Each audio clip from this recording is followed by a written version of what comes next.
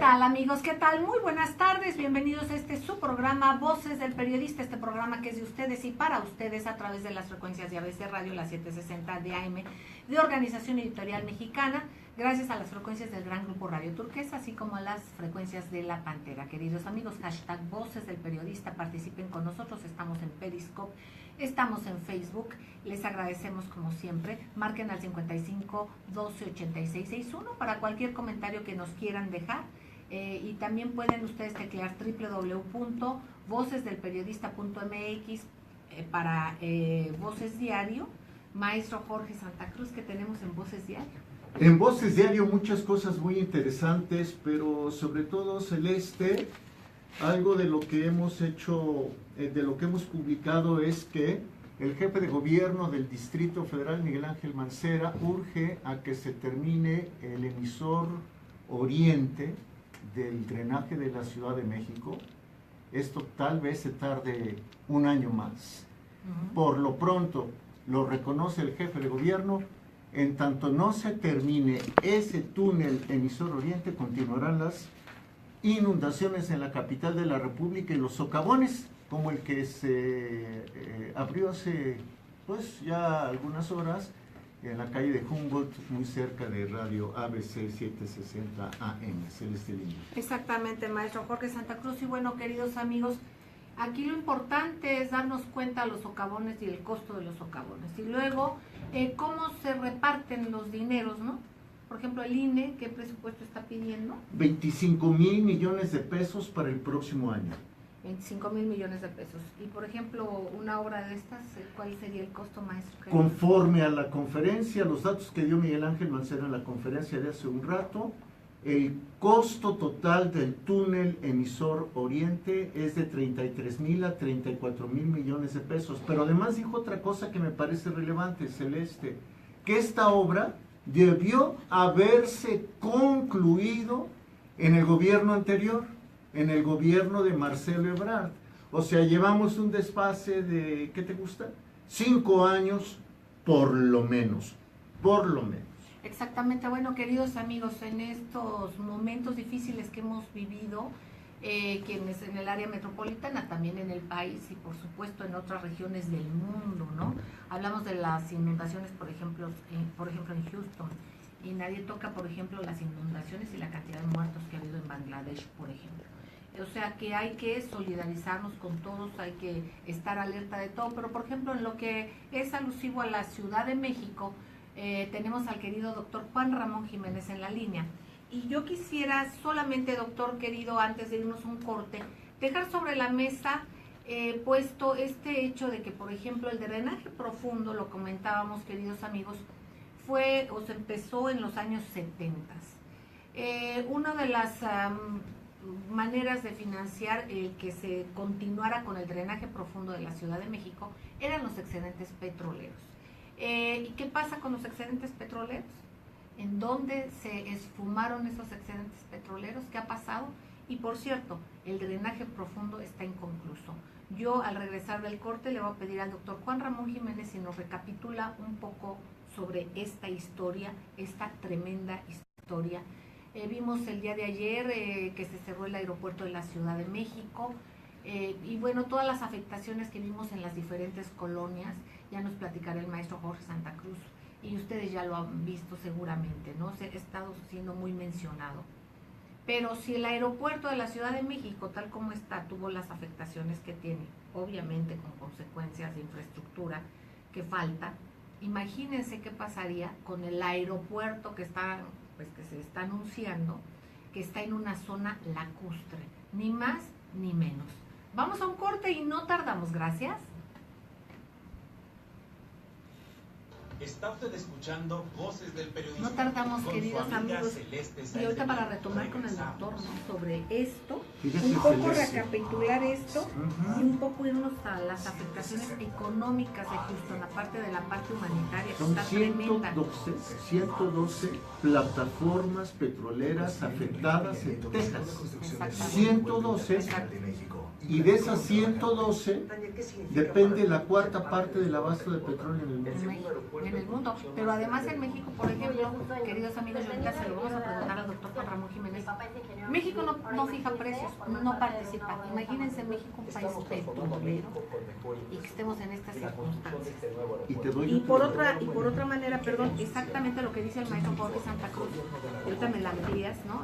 Al aire, lo que es la importación de gasolinas, cómo va a estar, cómo va a afectar esto. Ahorita regresamos y lo compartimos con ustedes. Excedentes petroleros entre Fox y Calderón, 500 mil millones. Exacto. Ahorita lo compartimos. 500 millones. El túnel emisor Oriente, 34 mil millones. Instituto Nacional Electoral, INE. Ahorita.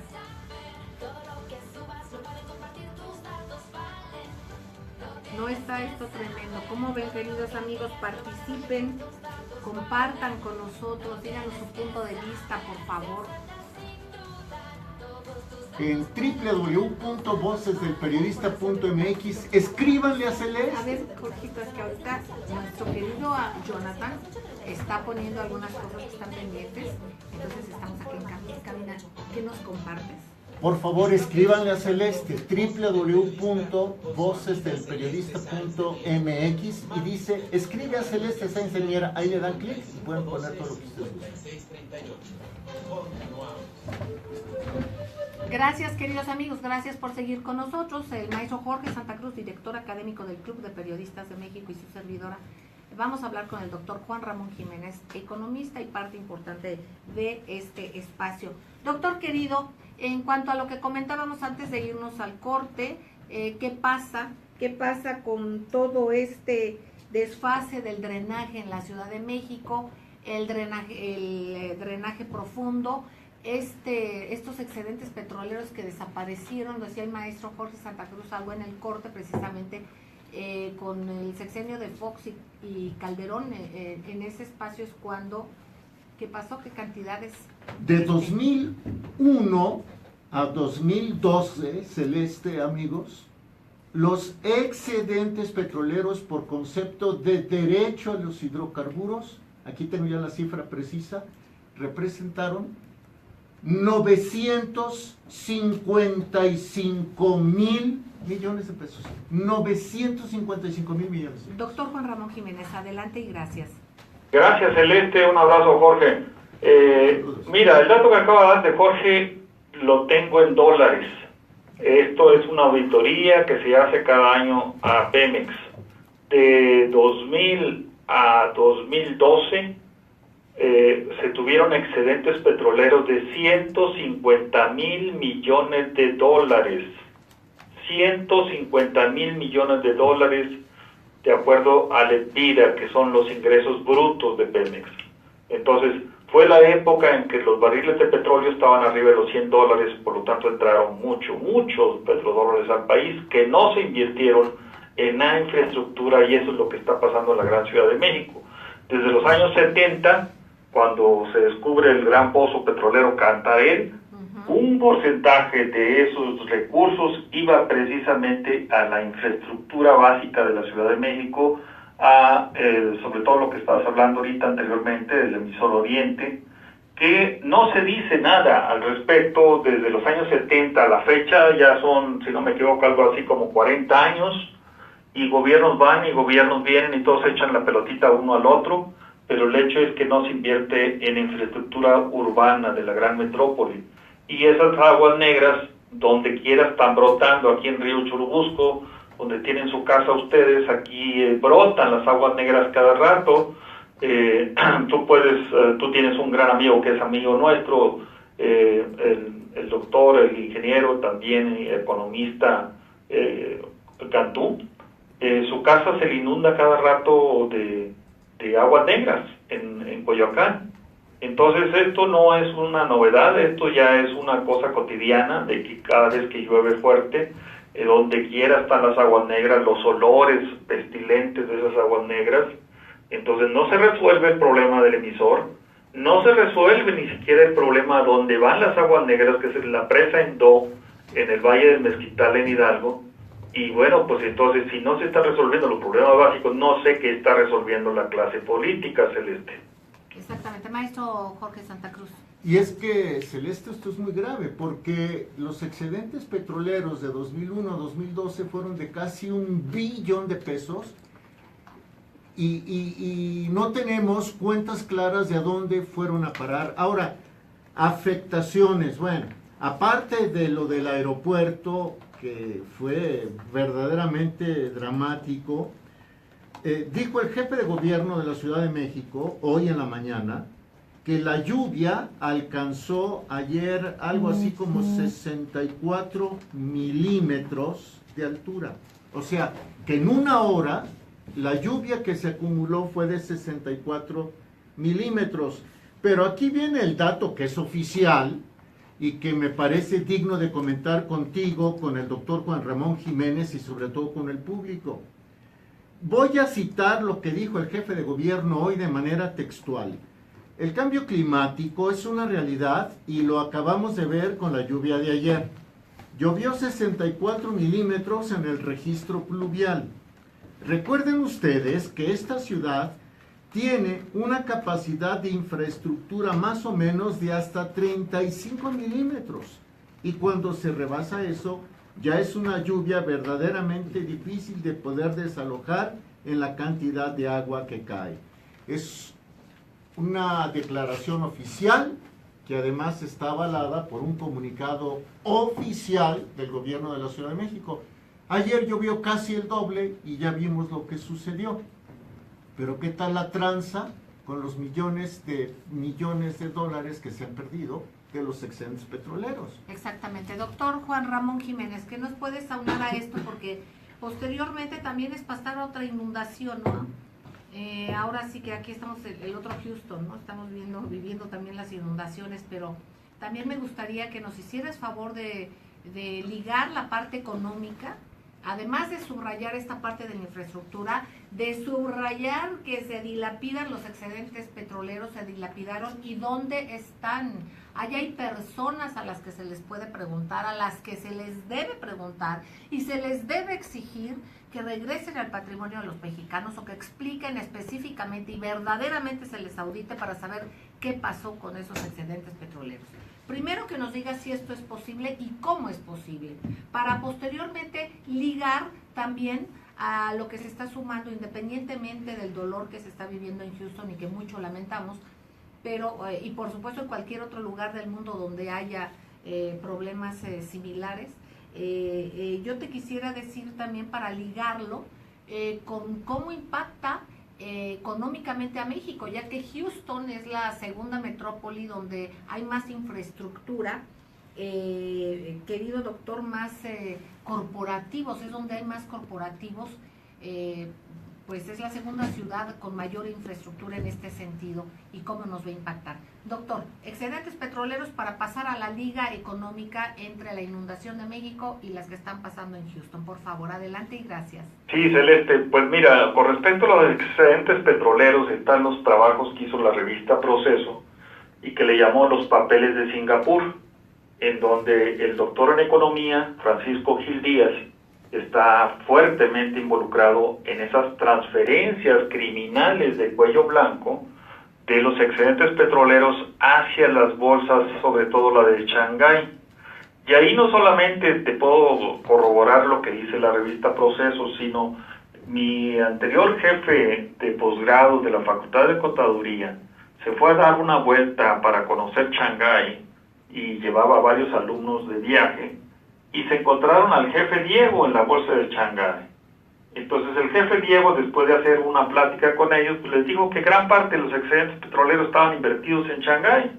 Entonces, si se los dice, aunque sea de manera coloquial, eso pasaría para hacer una investigación a fondo sobre qué se han hecho los excedentes petroleros desde el 73, que se descubrió el quinto pozo petrolero más grande del mundo, que es Cantarell, hasta la fecha. Son cantidades verdaderamente exorbitantes que, insisto, solamente del 2000 al 2012 fueron 150,000 millones de dólares. O sea, era para que este país estuviera en jauja y estuviéramos construyendo infraestructura, que es lo que genera riqueza a un país. Pero siguiendo con el tema y la pregunta que estás haciendo, quiero comentarte que en Houston, el área metropolitana de Houston, que es verdaderamente impresionante porque la conocemos en lo personal, tiene una cantidad de gente de cerca de 10 millones de personas.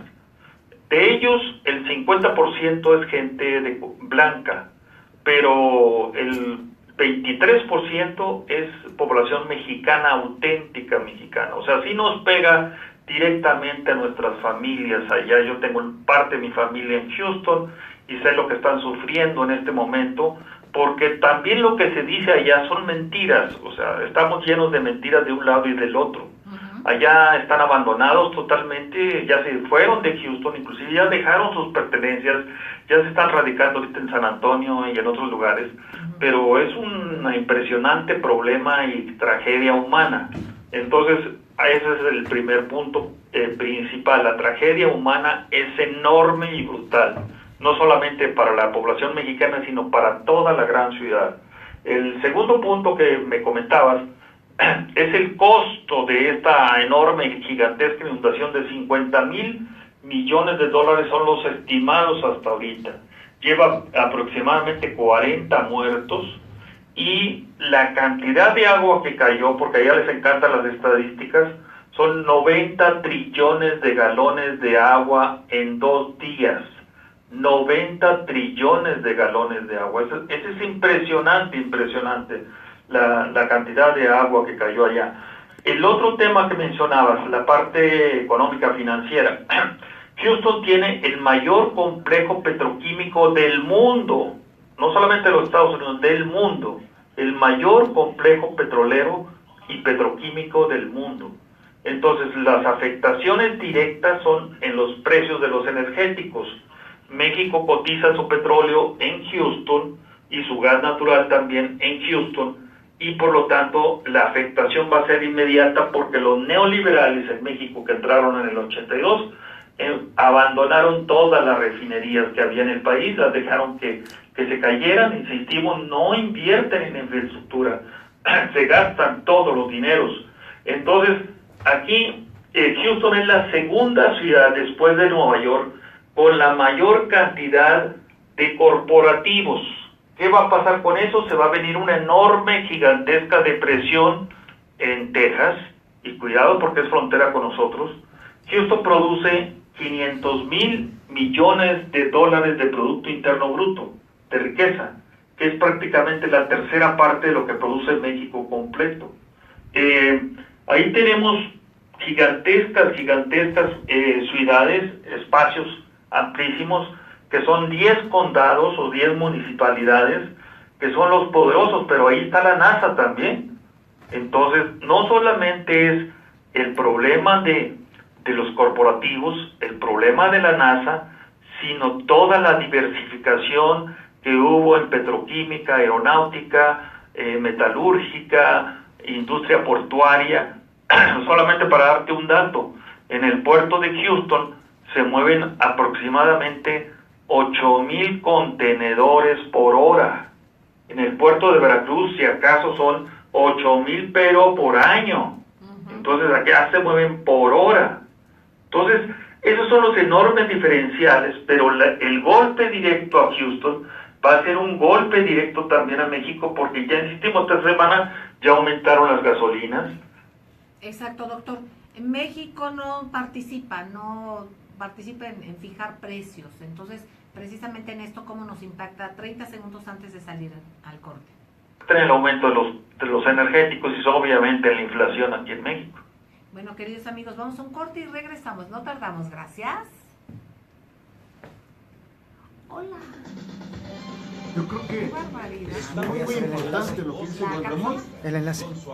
La cápsula ya está lista. Voy a hacer el enlace con el doctor. Gracias. Importamos casi la mitad de las gasolinas que consumimos. Imagínense, amigos, vente, Jorgito querido, tienes que estar aquí.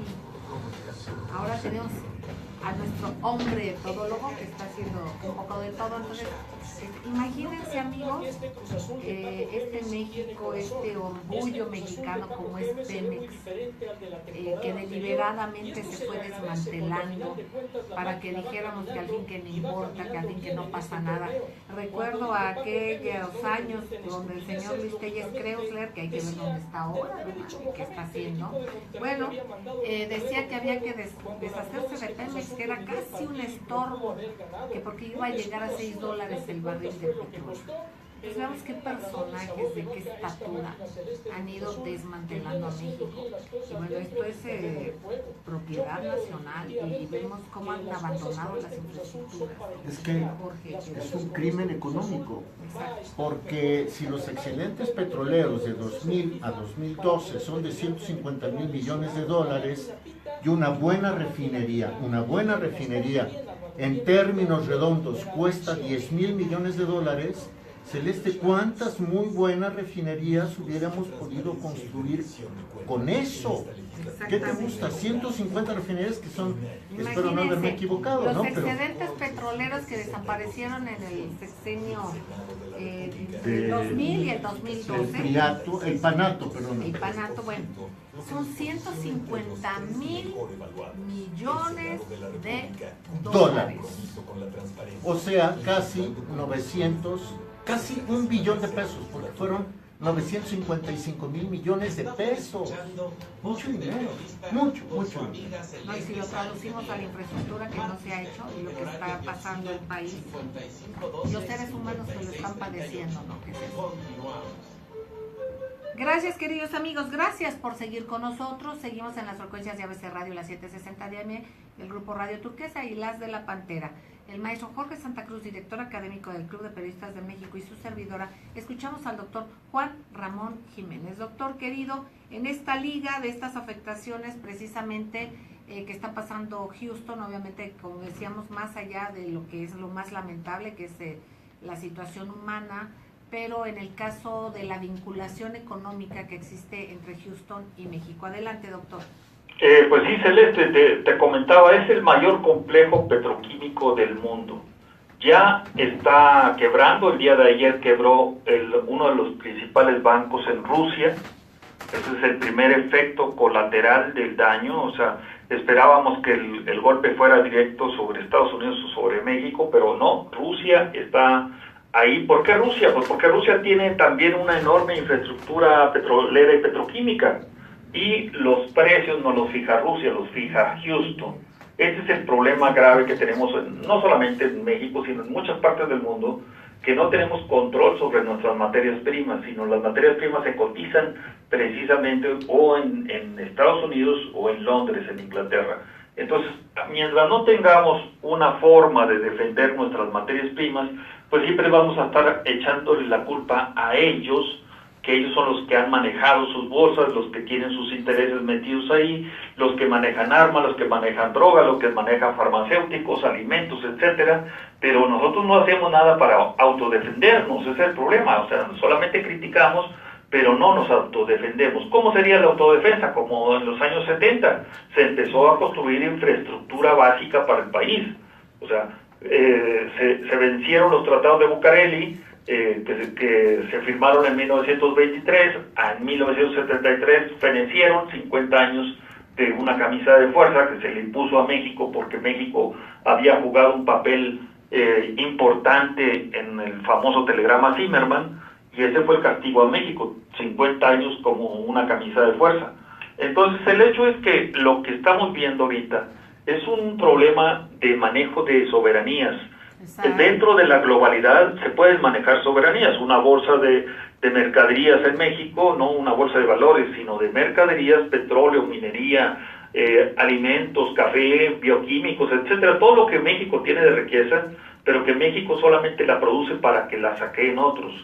Yo recuerdo una frase de Margaret Thatcher de Inglaterra que decía: México es el país más rico del mundo, porque lo saquean, tienen 500 años de saquearlo, y todavía sigue siendo un país muy rico. Entonces, esto nos lleva, y esto quisiera abrir este espacio porque es el 20 aniversario luctuoso de la muerte de Lady Diana Spencer el día de hoy, y también está la situación clara de que hubo intereses petroleros alrededor de Diana Spencer, sobre todo porque pues su novio en ese momento, Dodi Al-Fayed, pues era parte de lo que era el grupo rico de Egipto y de Arabia Saudita. Entonces todo esto viene una colación de interrelaciones internacionales que no hay que perder de vista. México es parte de este globo y tenemos que estar atentos de lo que pasa allá, lo que pasa acá y lo que pasa en nuestra ciudad capital, así como lo está tocando. Ahorita yo recuerdo que Marcelo Ebrard quiso pues poner una especie de pavimento a la tejana, porque en Texas llueve mucho también y el pavimento absorbe el agua y el agua se va a los acueductos, a surtir a los acueductos internos. Entonces, pero aquí en la Ciudad de México no ponemos pavimento y no permitimos que el agua fluya y que pues se autoabasteja. Exacto, doctor. O sea, ni siquiera que permees estando con materiales que puede y que ya existen para que permeen, para que no se siga hundiendo la Ciudad de México y en general para que no se desperdicie el agua. Imagínense esa potencia extraordinaria, que tuviéramos esa infraestructura. ¿Ustedes creen que no se pudiera haber hecho algo con este dinero? Y repito la cifra porque es realmente demoledora: 150,000 millones de dólares de excedentes petroleros. Así, no se sabe dónde están. Doctor, te seguimos escuchando. Pues sí, Celeste, son 150,000 millones de pesos, que sí, bueno, los periodistas, el Club de Periodistas ha sido uno de ellos, que le hemos dado seguimiento a muchos compañeros a estos temas, y aquí están los datos reales, como para que hubiera una verdadera sistema anticorrupción, que no la hay, para castigar todos esos ilícitos y esas frivolidades de decirle a un director de la Facultad de Contaduría de posgrado, decirle, bueno, es que aquí los invertimos en Shanghái. Bueno, pues eso es verdaderamente increíble para un país como el nuestro, con tantas carencias, que los dineros se vayan hacia allá. Y eso es solamente en el sector de Vicente Fox y de Felipe Calderón, pero esto viene desde muy atrás. Desde muy atrás viene toda esta causa de corrupción, que lo que necesitamos precisamente es hacer un auténtico sistema anticorrupción y no lo que tenemos de caricatura, que la Auditoría Superior de la Federación no encuentra nada, las auditorías internas de los partidos no encuentran nada, las auditorías internas del gobierno federal tampoco, la de los estados de la República tampoco. Entonces, pues es un saqueo absoluto y total lo que está ocurriendo.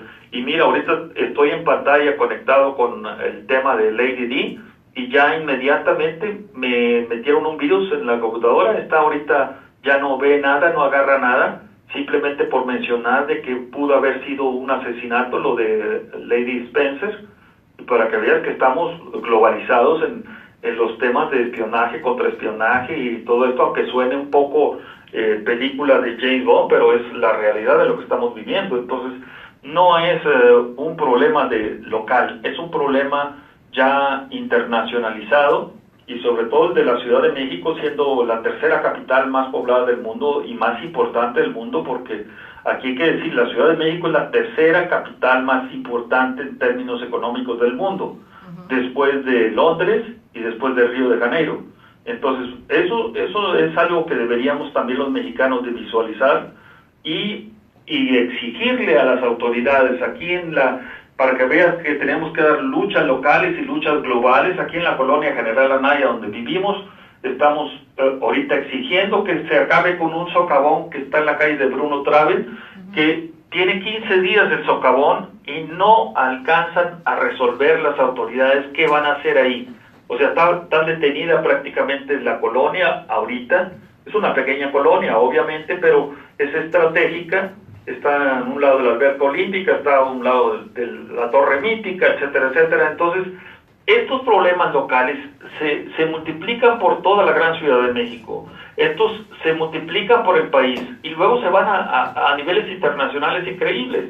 Y esto es porque desde la sociedad misma es apática, voltea para otro lado, está distraída en las luchas de los partidos políticos. Esta cantidad que dio Jorge, es verdaderamente increíble que un país como el nuestro, con tanta problema social, económico y político, le esté asignando a los partidos y los partidos lo estén dilapidando de la manera más criminal con spots, que solamente ellos se creen esos spots, pero la mayoría de la gente no creemos en ese tipo de...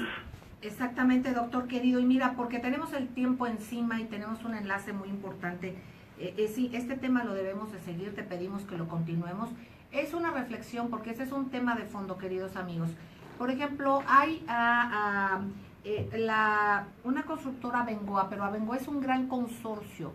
De Abengoa depende Befesa. Recordemos que se ha privatizado el agua en Saltillo en varias partes. Recordemos Simapán, ¿recuerdan ustedes? Esa lucha de ese pueblo extraordinario, donde contaminan el agua, o sea, dicen que van a poner tiraderos ecológicos, pero pues no son ecológicos, se contamina el agua. Finalmente también el negocio es descontaminar el agua. Es una manera de privatizar el agua de una manera muy perversa, y de alguna manera, bueno, estas mega empresas, mega consorcios, también han sido recapitalizados, por los jubilados. Yo te pediría, maestro Jorge Santa Cruz, este tema está en Voces del Periodista, que nos convoques a leer y nos digas, esto es, ya que Abengoa renuncia al acueducto El Zapotillo, León, de alguna manera pudiéramos decir, bueno, que bueno, no está porque los campesinos no quieren, o qué es lo que pasa. No, aquí lo que pasa también es que han sido y obtuvieron dinero. Este proyecto originalmente costaría 6.867 millones de pesos, pero en junio pasado, a pesar de que no había avances en construcción ni nada para esta obra de esta presa del Zapotillo, bueno, pues habían dicho que siempre que no era esa cantidad, sino que iba a subir y que entonces serían 8.400 millones de pesos. Aquí este tema le vamos a dar seguimiento, pero aquí vamos a ver cómo se ha utilizado parte de pensiones para refinanciar estas empresas. Es un tema importante, es un tema que da para mucho, y yo nada más te pediría que nos convoques, maestro, para esté en varios medios, pero en Voces del Periodista, que nos convoques. Sí, claro que sí, Celeste, muy rápido. Les sugerimos leer la siguiente información. Comuneros amenazados por oponerse a la construcción, al proyecto de El Zapotillo. Queridos amigos, vamos a ir a una cápsula, a la cápsula denominada Se cura con cultura. Esta cápsula es de Celeste Salum. Bienvenida, Celeste. Vamos a escuchar su cápsula. Adelante.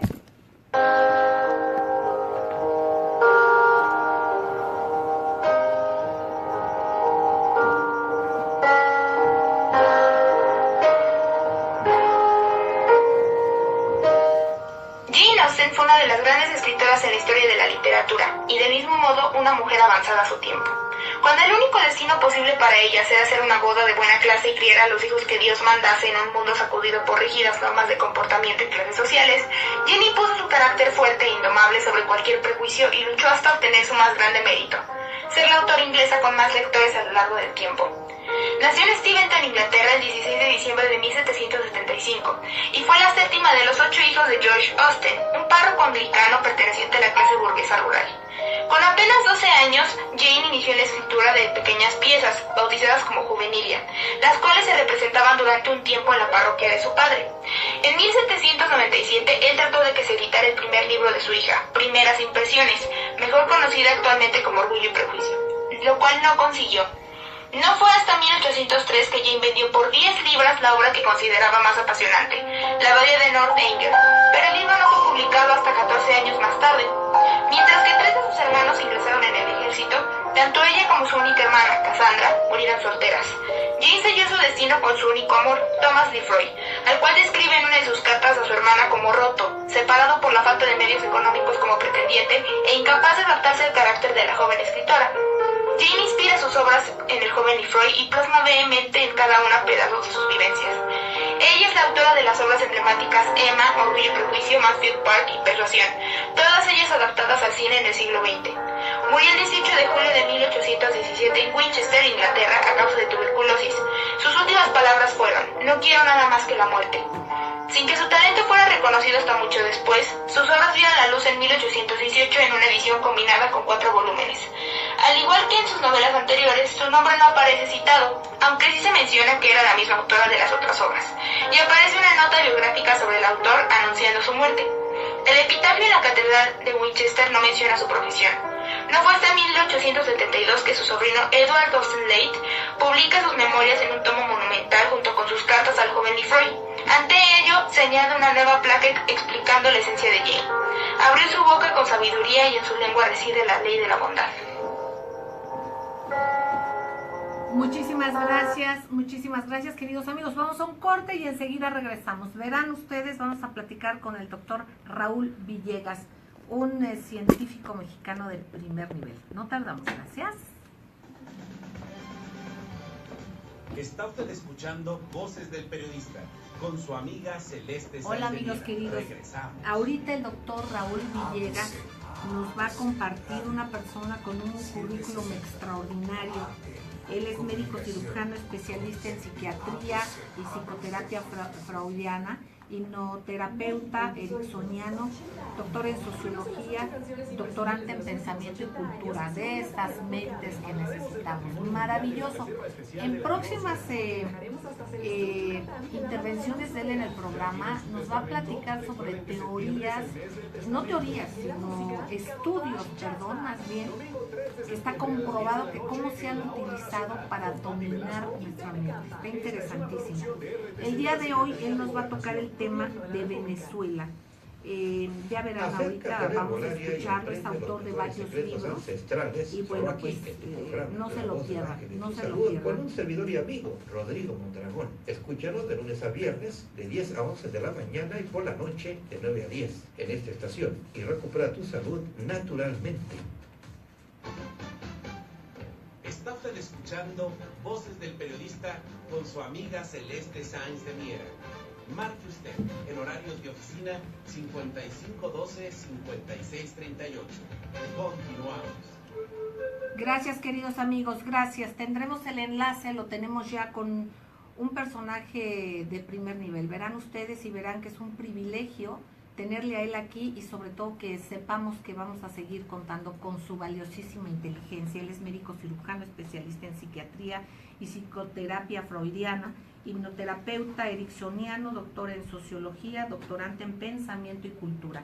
Esto, entre muchas otras cosas, tiene doctorados, tiene un bagaje importantísimo del que ya hablaremos más adelante porque su currículum es realmente extenso.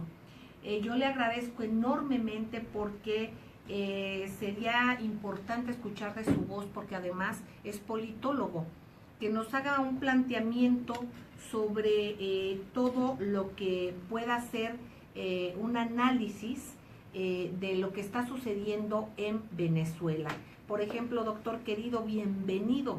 Los efectos internacionales de este conflicto, cómo impactan los actores políticos nacionales e internacionales en ello, y las causas reales del conflicto y su posible desenlace. Lo escuchamos y le agradecemos con el alma. Adelante, doctor. Gracias. Muchas gracias, mi querida Celeste. Es para mí un honor participar en su programa y dirigirme a su amplio auditorio. Bueno, ¿cómo es la situación, cómo se ha gestado la situación que vive en este momento Venezuela?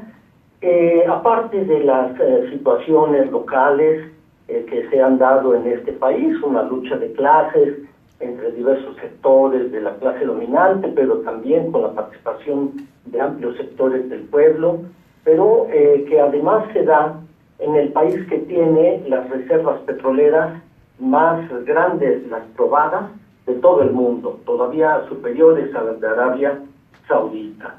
Esto además en un país que está tan cercano a los Estados Unidos de Norteamérica, principal consumidor todavía de petróleo del mundo, aunque ya no sea el principal importador, pero bueno, pues a 4 días de distancia el petróleo venezolano de las costas norteamericanas. Y esto en cuanto a situaciones internas, una agudización de la lucha de clases, en un momento en que la principal fuente de recursos de divisas para el gobierno de Nicolás Maduro y anteriormente Chávez ha sido el petróleo, solo que ahora con una baja en el precio internacional del crudo que ha limitado severamente el programa de gobierno de Maduro para llevar a cabo todo su programa de gasto social, de bienestar social, etcétera. Esto es una situación interna que todos hemos conocido, pero también hay factores externos donde encontramos una enorme similitud entre lo que está pasando en Venezuela y lo que está pasando en Donbass, lo que está pasando en otras partes del mundo, como Siria, e inclusive no difiere mucho lo que sucede en Corea del Norte. Son 4 centros internacionales de tensión donde participan las grandes potencias, además de los países involucrados regionalmente. Hemos visto que el patrón de provocación hacia gobiernos que han simpatizado con los otros poderes, los otros imperios como el ruso, el chino, en estos países la forma de desestabilización de estos gobiernos ha sido muy similar. Se ha detectado ya sin ninguna duda la participación de organismos financieros internacionales, de agencias de inteligencia norteamericanas como la CIA, como el Pentágono, de organismos de la ultraderecha en estos países, que son los que han estado financiando gran parte de la protesta social, que son los que llevan a la confrontación con estos gobiernos, en algunos casos progresistas como el de Venezuela, y que también hay una denuncia internacional del carácter dictatorial de estos gobiernos, al mismo tiempo que llevan a cabo una escalada que se propone como objetivo el derrocar a estos gobiernos que han tenido un carácter progresista, redistributivo, que han llevado a cabo programas de gobierno social avanzado y que han defendido sus recursos propios, como en este caso el petróleo, en el caso de Venezuela. De tal manera que es indudable que a los problemas internos que viven estos países tenemos que sumar la acción desestabilizadora del gobierno norteamericano y por otro lado la necesaria intervención a pedido de estos gobiernos de otras potencias. En el fondo se está configurando un panorama tan difícil que hay autores que mencionan que de hecho no vamos hacia la Tercera Guerra Mundial, sino que ya estamos inmersos en los prolegómenos de esta Tercera Guerra Mundial. Exactamente, doctor querido, autor de a dónde va el mundo, autor de La devastación imperial del mundo, también El fin de los tiempos, la catástrofe en marcha, entre otras obras publicadas por usted, maestro Jorge Santa Cruz. Sí, además de saludar con mucho afecto al doctor, simplemente al doctor Villegas apuntar lo siguiente: hoy el gobierno de los Estados Unidos ordenó el cierre del Consulado General de la Federación Rusa en San Francisco y 2 anexos consulares de Rusia, uno ni más ni menos que en Washington y el otro ni más ni menos que en Nueva York.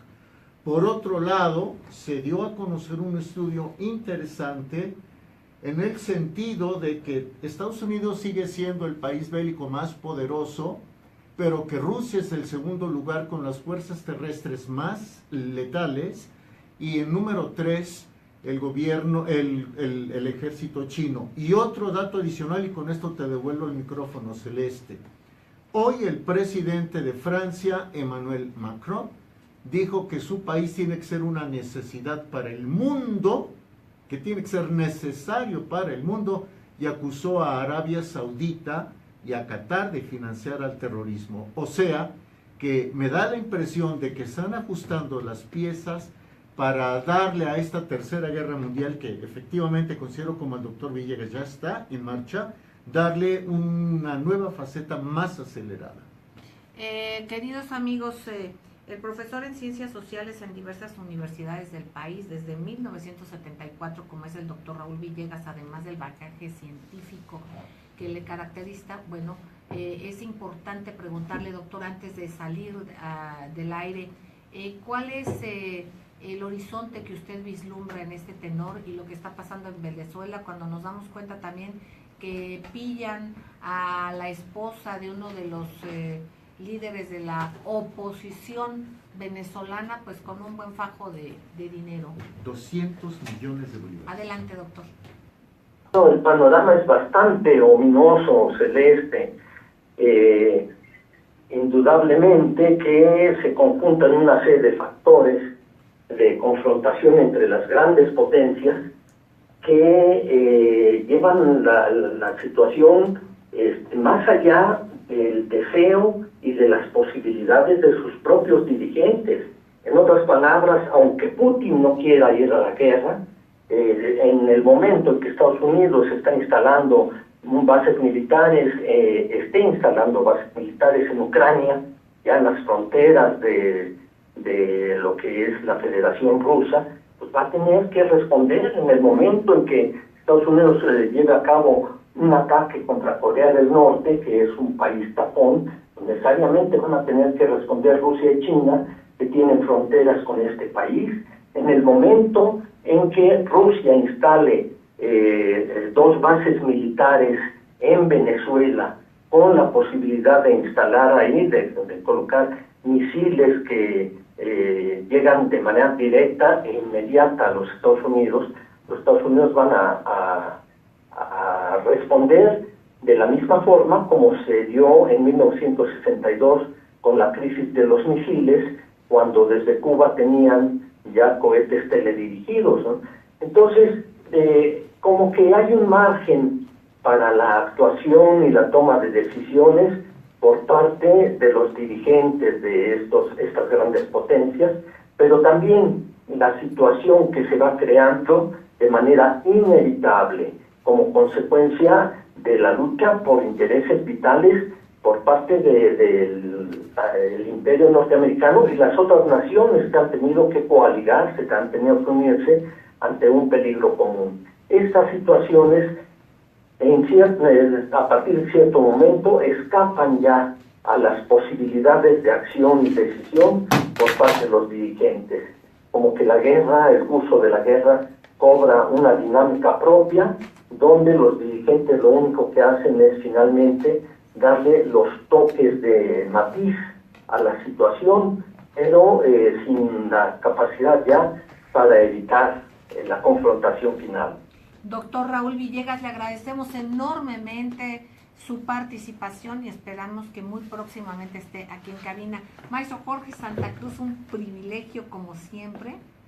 El privilegio es mío, Celeste, gracias. Y al doctor Juan Ramón Jiménez, sobre todo a ustedes, queridos amigos, mil gracias. Y está aquí de visita el maestro don Rodolfo Sánchez Mena. Un beso, vamos a hacer una reunión, pero les queremos entrañablemente. Sigamos en estas frecuencias. Un beso tronadísimo. Gracias. Informémonos primero.